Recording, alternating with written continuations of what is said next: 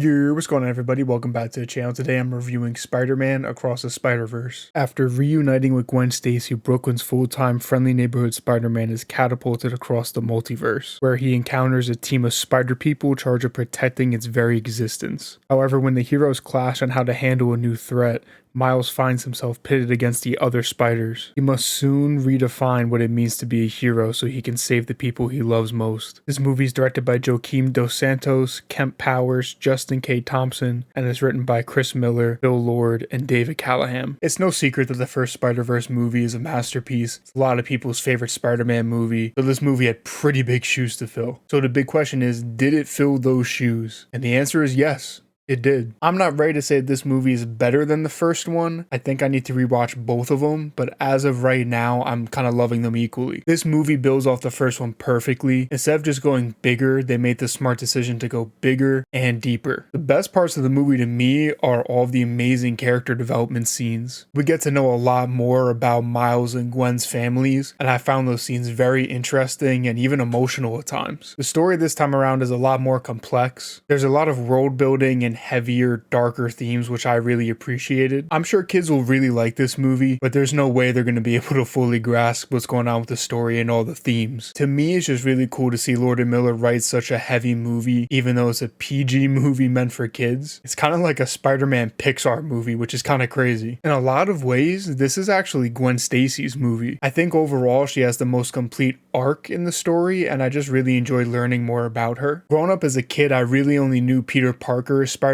so I'm just really happy that these movies and the PlayStation games exist because Miles Morales is so fucking awesome. I went into this movie already really liking him, but I love him, man. He's so much fun to watch. I just really enjoy his character and his story. I feel like Miles is someone that I would definitely be friends with. We're the same kind of nerdy, except he's like 10 times smarter than I am. But we're both from New York. We like the same type of music. We both love our shoes. I can't wait for my Spider-Verse ones to come in. Obviously, the characters in this movie are so great because of the amazing voice acting from the entire cast, especially Shameik Moore and Hailee Steinfeld as Miles and Gwen. I was hoping for a little bit more of Jake Johnson as Peter B. Parker, but I really enjoyed what we got from him in this movie. I was really happy to get more of Miles' parents in the movie. Tyree Henry was awesome as his dad in the first one, so it was really cool to see more of him in this movie. But his mom, voiced by Lauren Valez, has a scene in this movie that got me emotional, and it stands out to me as one of the best scenes in the entire movie. Oscar Isaac as Miguel O'Hara, aka Spider-Man 2099, was really intimidating and really badass. I really enjoyed watching him, and he had great screen presence. Jason Schwartzman as Spot was pretty hilarious, and he ended up being actually a pretty good villain. But my favorite new addition to the cast has to be Hobby, aka Spider-Punk, voiced by Daniel Kaluuya. He's one of my favorite actors, so it was really cool to see him just have some fun, and he was cracking me up throughout the entire movie. The first Spider-Verse was pretty groundbreaking visually. There's really nothing like it before, but this movie took that and kind of cranked it up a notch. Every multiverse we go to has its own distinct look and its own animation style, which was just very impressive. Almost every single shot in this movie can be hung up on a wall as a painting because it just looks so gorgeous. To be honest, my only flaw with the movie might not even be a flaw when it's all said and done. Some people might not know this, but originally this was part one of a two-part movie. Obviously, they decided to drop the part one from the title, but this movie still ends on a pretty massive cliffhanger that sets up the conclusion to this trilogy. So my only flaw that might not be a flaw is the ending of this movie. The ending itself is fucking awesome, don't get me wrong. It's just a pretty ballsy move to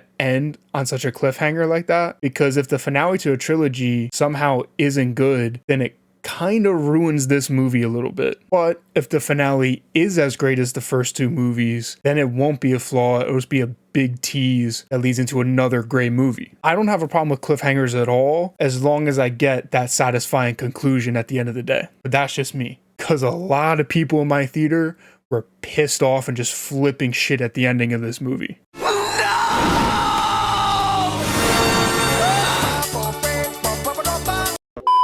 To keep it real, I don't see a multiverse where the finale screws the pooch that hard and ruins the entire trilogy, but you never know. So until then, it's like a potential flaw. But other than that, I don't have any complaints. This movie just kicked ass. Spider-Man Across the Spider-Verse is a perfect sequel that goes deeper with our characters and universe, heavier with the themes, and darker with the story, while still being a blast from start to finish. Spider-Man Across the Spider-Verse is clocking in at a 97% on the Bravo barometer. This is probably going to be the best comic book movie of the year, and like the first one, it's one of the best Spider-Man movies of all time. Thank you guys so much for watching this video. I hope you enjoyed my review. If you saw the movie, let me know what you thought in the comments below. Don't forget to drop a like and subscribe for more reviews coming to you guys soon, and I hope you guys have a great rest of your day. I'll catch you in the next one.